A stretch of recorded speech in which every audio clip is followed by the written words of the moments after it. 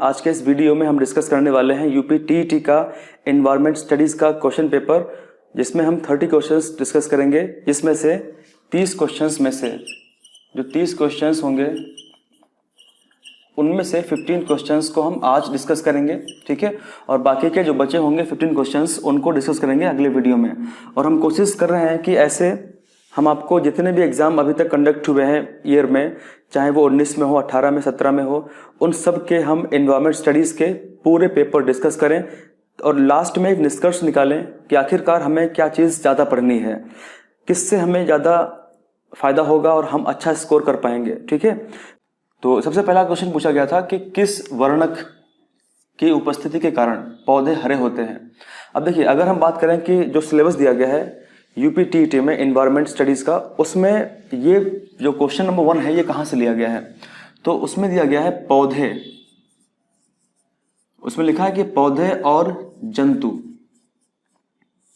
इसका मतलब कि पौधे और जंतु जो चैप्टर है वहां से इसको लिया गया है। और इसमें खासकर पौधों के बारे में पूछा गया है वर्णक, यानी जिसको हम इंग्लिश में पिगमेंट कहते हैं, ठीक है। वर्णक के बारे में पूछा गया है। अगर हम बात करें कि जो वर्णक होते हैं वो क्या होते हैं, वर्णक पौधों में या फलों में या पत्तियों में रंग उत्पन्न करने के लिए होते हैं। कुछ विशेष पादप वर्णक होते हैं जो पौधों में रंग उत्पन्न करते हैं। तो यहाँ पे पूछा गया है कि जो हरे पत्ते होते हैं वो क्यों होते हैं। और बहुत ही बेसिक सा क्वेश्चन है, क्लास 6, 7, 8 की पुस्तकों में आसानी से मिल जाता है। और तो इसको हम बोलेंगे कि आसान सा क्वेश्चन है, ठीक है। तो आप लोग इसको इजीली अटेम्प्ट कर सकते हैं। तो इसका आंसर क्या होगा? क्या इसका आंसर पहला होगा एंथोसायनिन? नहीं होगा, ठीक है। क्यों नहीं होगा? क्योंकि ये पिंक कलर शो करता है, यानी जहां भी होगा वहां पे ये पर्पल कलर शो करेगा। तो खासकर ये पत्तों में होता है, ठीक है। कुछ पत्तों में होता है, जो पत्ते हरे नहीं होते हैं उनमें पाया जाता है ये। उसके अलावा अगर बात करें कि जो कैरोटीनॉइड है ये भी नहीं होगा, क्योंकि ये लाल होता है, ठीक है। और खासकर गाजर में ये पाया जाता है, जो गाजर होती लाल होती है। और उसके अलावा और वाटरमेलन जो तरबूज होता है उसके अंदर भी ये पाया जाता है। लाइकोपीन की अगर बात करें, लाइकोपीन भी नहीं होगा। क्यों? क्योंकि लाइकोपीन जो होता है वो टमाटर में होता है। तो अगर आपसे पूछता है कि टमाटर में कौन सा पिगमेंट पाया जाता है, तो आंसर क्या होगा? लाइकोपीन पाया जाता है। बचा है क्लोरोफिल, तो इस क्वेश्चन का आंसर क्या होगा? ऑप्शन नंबर डी होगा। बात करते हैं क्वेश्चन नंबर 2 के बारे में। मानवीय गतिविधियां जो पृथ्वी पर जलवायु परिवर्तन के लिए जिम्मेदार हैं, यानी कौन कौन सी ऐसी ह्यूमन एक्टिविटीज हैं जिसके द्वारा अर्थ पर जलवायु परिवर्तन होता है। तो यहाँ पे ऑप्शंस को पढ़ते हैं। एरोसोल के कैन का उपयोग, वनों को जलाना, कृषि क्रियाकलाप और उपरोक्त सभी। तो सबसे पहले बात करते हैं ऑप्शन नंबर ए के बारे में। देखिए, एरोसोल का मतलब क्या होता है? जो एरोसोल्स होते हैं वो कुछ पार्टिकल्स होते हैं। जैसे जब भी कोई जीवाश्म जलता है, जब भी कोई जीवाश्म जलेगा तो उसके जलने से कुछ गैसें उत्पन्न होती हैं, कुछ गैसें एमिट होती हैं। उन्हीं गैसों को हम बोल सकते हैं एरोसोल्स होते हैं।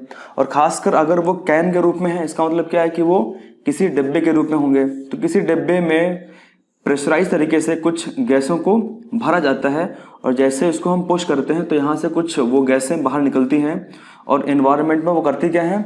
एनवायरनमेंट में वो जलवायु परिवर्तन कर सकती हैं। देखिए, अब यहाँ पे अगर बात करें तो अधिकतम जो एरोसोल होते हैं वो कूलिंग होते हैं, मतलब उनके निकलने से अर्थ के ऊपर जलवायु परिवर्तन नहीं होता है। परंतु कुछ ऐसे होते हैं जैसे कालिक, जो कालिक होता है, ठीक है। कालिक एक विशेष प्रकार का एरोसोल होता है, कालिक, जिसको हम शूट बोलते हैं। तो उसके एमिट होने से हमारे ग्लोबल वार्मिंग यानी हमारे जलवायु परिवर्तन होता है, क्लाइमेट चेंज होता है। तो ऑप्शन नंबर ए बिल्कुल सही है। वनों को जलाना, अगर जब वन जलेंगे तब भी कुछ गैसें एमिट होंगी, तो इसका मतलब कि एरोसोल्स एमिट होंगे, तो ये भी होगा। दूसरी बात ये है कि कृषि क्रियाकलाप, ऐसी बहुत सी एक्टिविटीज़ होती हैं हमारे एग्रीकल्चर में जहाँ पे कुछ गैसें एमिट होती हैं, तो वहाँ पर भी होगा। तो इसका आंसर क्या होगा? उपरोक्त सभी, यानी इसका आंसर डी होगा, ठीक है। तो इस तरीके से इस क्वेश्चन को हम आसानी से सॉल्व कर सकते थे। अब आप लोग ध्यान रखेंगे कि जो वन है, अगर हमारे अर्थ पर वन कम हो जाएंगे तो समस्या क्या आएगी? Global warming. क्यों?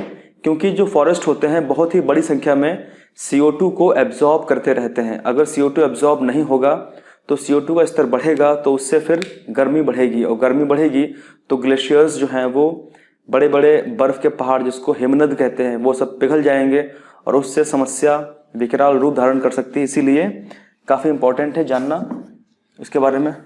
तो अब हम बात करते हैं क्वेश्चन नंबर 3 के बारे में। लिखा हुआ है कि यूफोर्बिएसी, ये भी क्वेश्चन पूछा गया है बॉटनी से, यानी जो पौधों वाला चैप्टर है उससे पूछा गया है। ठीक है, यूफोर्बिएसी फैमिली एक परिवार है यूफोर्बिएसी। आगे पढ़ेंगे तो हम बात करेंगे इसमें कौन सी फसल बायोडीजल उत्पन्न करने के लिए जिम्मेदार है। यहाँ पे लिखा हुआ है कॉपर लीफ, जेट्रोफा और कैंडल नट ट्री और सर्पगंधा। तो इस क्वेश्चन का सही आंसर क्या है? ये बहुत ही फेमस क्वेश्चन है और ये क्वेश्चन कई एग्जाम में और भी आ चुका है। तो इसका सही आंसर है option number B, jatropha. Jatropha फसल है जिसमें खासकर ये बहुत रिच होती है तेल में, यानी इसका जो फल लगते हैं बीज, इनमें तेल ज़्यादा मात्रा में होता है और इसकी पेराई करने के बाद तेल जो प्राप्त होता है उससे फिर बायोडीजल प्राप्त करते हैं। अगर हम बात करें बायोडीजल के बारे में तो जैविक रूप से उत्पन्न जो डीजल होता है उसको हम बोलते हैं बायोडीजल। इसका मतलब कि किसी फसल से ही अगर वो कोई फसल है उसके तेल से जो डीजल प्राप्त करते हैं उसको हम बोलते हैं बायोडीजल। और इससे क्या होगा, अगर इंडिया में ऐसे फसलों का हम अगर प्रोत्साहन करेंगे तो बाहर से जो कच्चा तेल हम लोग आयात करके लेके आते हैं वो उसमें कमी आएगी, तो हमारी इकोनॉमी भी इम्प्रूव कर सकती है। तो इस तरीके से, लेकिन समस्या वाली बात यह है कि ऐसे प्लांट को, ऐसे पौधों को उत्पन्न करना ये एक चैलेंज है, क्योंकि इनके लिए पानी बहुत चाहिए और खासकर राजस्थान में इसकी खेती होती है और वहाँ पे पानी की बहुत ज़्यादा कमी होती है। ठीक है, तो फिलहाल कॉस्ट बेनिफिट ज़्यादा अच्छा नहीं, इसीलिए किसान ज़्यादा इसको उत्पन्न नहीं करते। अगर हम बात करते हैं सर्पगंधा के बारे में, तो जो सर्पगंधा है ये आप लोग जान लीजिए काफ़ी एक महत्वपूर्ण पौधा है। और अगर बोलें कि एक बहुत ही अच्छी एक औषधि है ये सर्पगंधा, इसका वैज्ञानिक नाम की अगर बात करें तो रोवल्फिया सर्पेंटिना। रोवल्फिया सर्पेंटिना इसका वैज्ञानिक नाम है।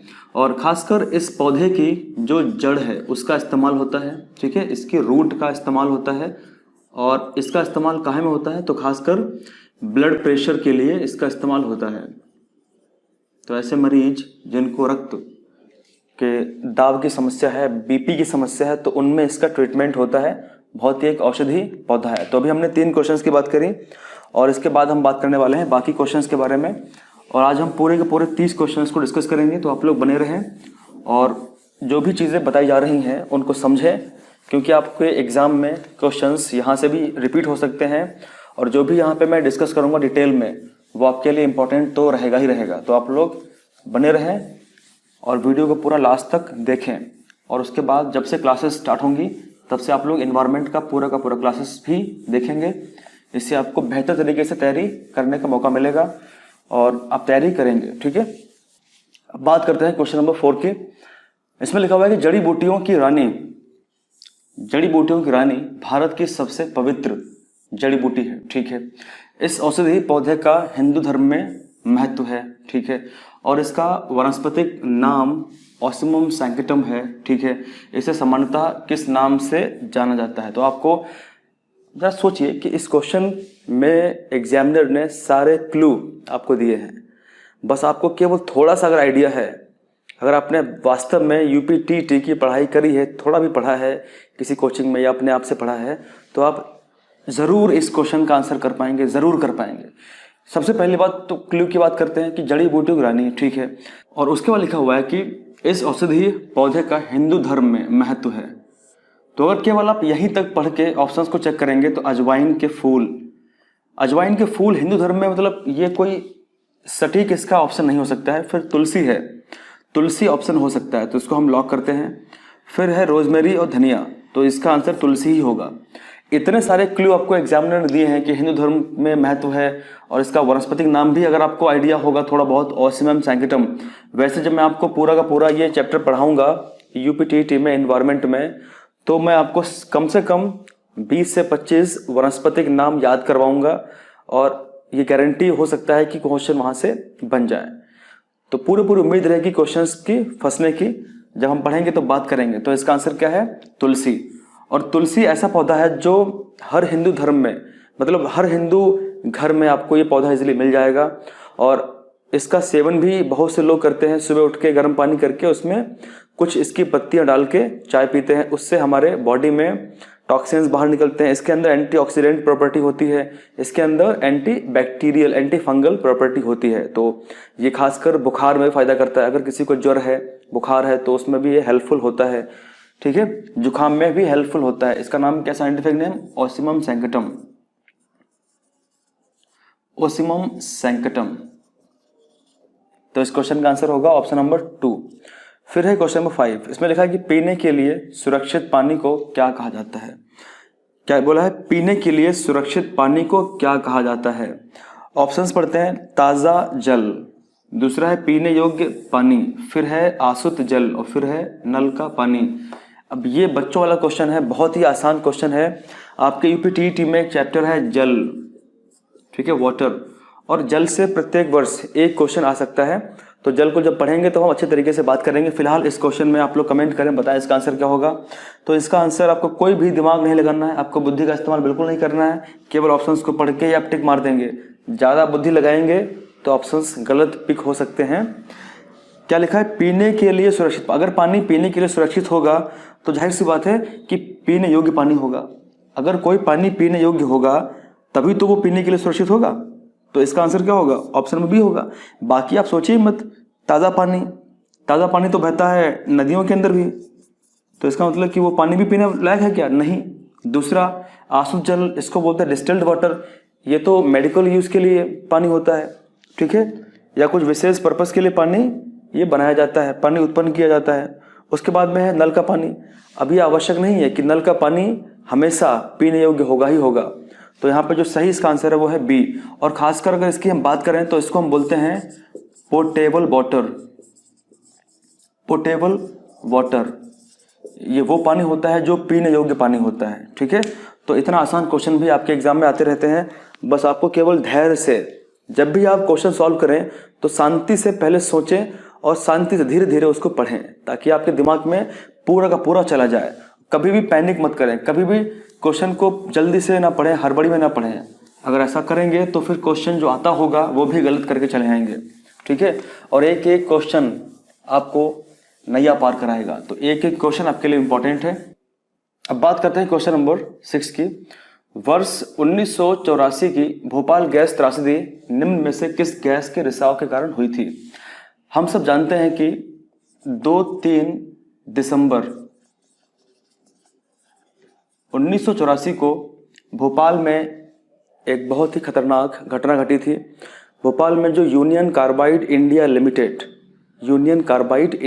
एक फैक्ट्री थी जिसके अंदर कीटनाशक दवाई बनाई जाती थी, और उसका एक टैंक था। उस टैंक के अंदर वो एक जहरीली गैस भरी हुई थी, और अचानक से टैंक फट गया और धीरे धीरे गैस का रिसाव होना शुरू हो गया। और फिर धीरे धीरे भोपाल शहर में गैस 12 बजे के आसपास ये कांड हुआ था, और वो धीरे धीरे पूरे शहर में फैलना शुरू हुई और फिर उसने हजारों जान ले ली।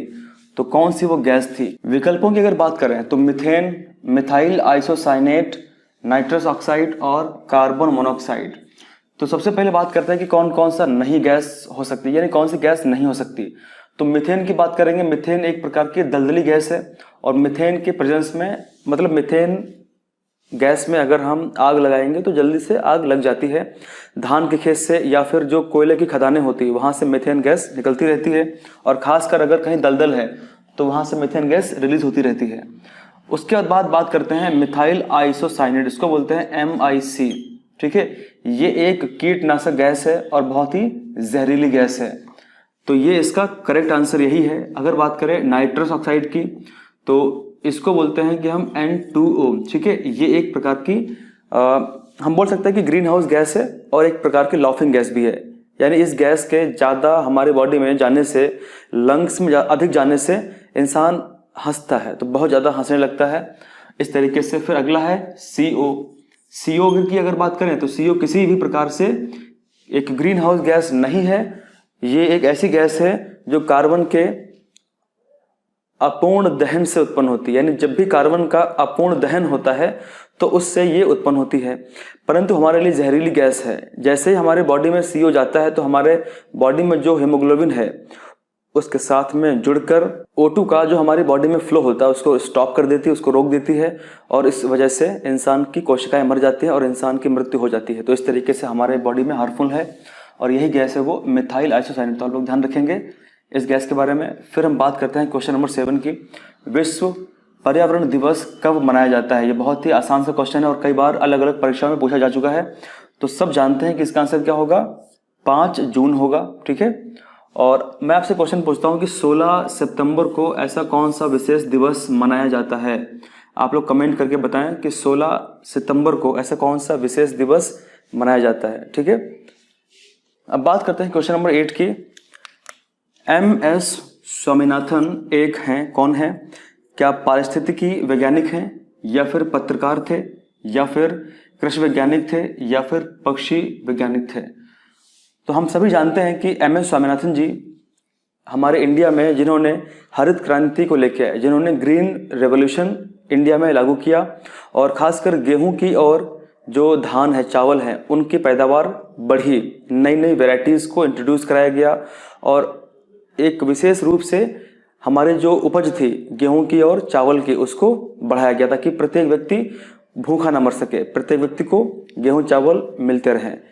तो इनको भारत में हरित क्रांति का जनक भी कहा जाता है। तो उसके हिसाब से ये एक कृषि वैज्ञानिक थे, इसका आंसर सी सही होगा। ठीक है, और अगर बात करें कि पक्षी वैज्ञानिक के बारे में, तो आप लोग सभी लोग जानते होंगे डॉक्टर सलीम अली। सलीम अली एक फेमस पक्षी वैज्ञानिक थे, और इनको इसीलिए कहा जाता था बर्ड मैन ऑफ इंडिया।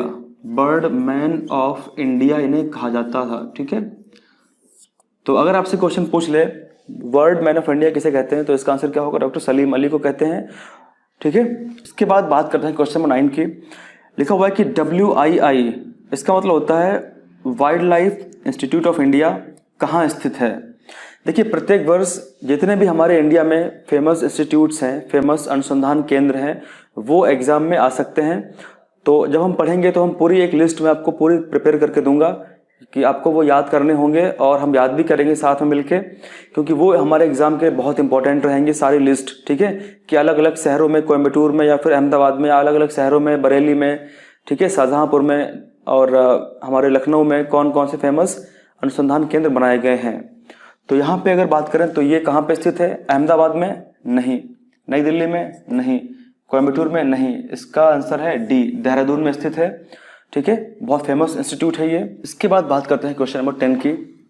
प्रकाश संश्लेषण के दौरान हरे पौधे निम्न में से किसे सोख लेते हैं, यानी किसे एब्जॉर्ब कर लेते हैं? और ऑप्शंस हैं CO2, हीलियम, नाइट्रोजन और ऑक्सीजन।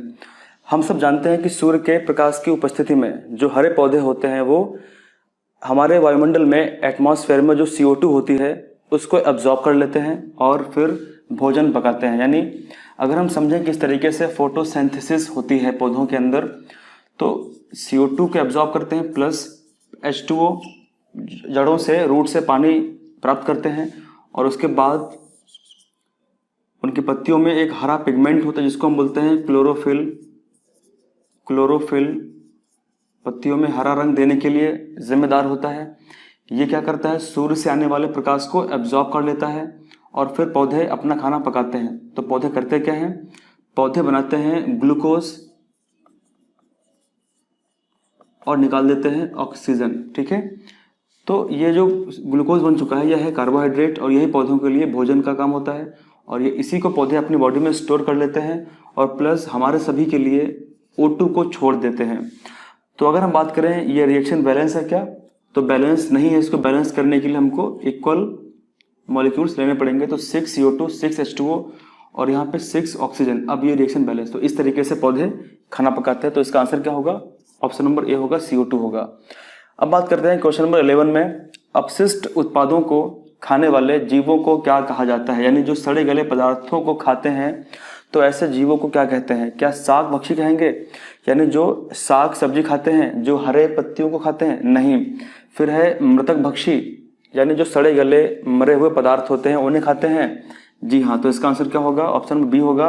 और बाकी पढ़ने की जरूरत नहीं है। मांस भक्षी जो होंगे वो मांस खाएंगे, और जो होंगे रसायन भक्षी वो किसी न किसी केमिकल के ऊपर डिपेंड रहेंगे। ठीक है, जैसे एग्जाम्पल अगर लें तो एग्जाम्पल के तौर पर हमें ध्यान रखना पड़ेगा, हम सब जानते हैं कि जो फंगस होता है, कवक, वो कैसा होता है, वो एक तरीके से मृतक भक्षी हो सकता है, ठीक है। या इसके अलावा अगर हम बात करें और कौन कौन से इंसेक्ट, तो जितने भी कीड़े मकोड़े होंगे, जितने भी कीड़े होंगे, इंसेक्ट्स होंगे, वो सब कौन से होते हैं, वो सब मृतक भक्षी ही होते हैं।